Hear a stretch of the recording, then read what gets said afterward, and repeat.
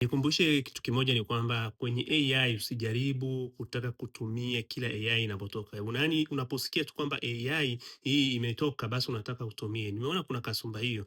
Bali unachotakiwa kufanya, angalia AI ambazo unazihitaji na tumia moja au mbili, tatu kwenye mambo yako yote. Sio kila AI inayotoka unataka uijaribu kwa sababu utakuwa na tabia ya kuacha project kwenye kila AI. AI hii ikishakuzoea au mfumo ule ukishaipa skills fulani, alafu tena wewe unaondoka unaenda kwenye nyingine unaanza kuanza upya. Tena unatakiwa tena uanze kitu kipya, inakuwa haipendezi.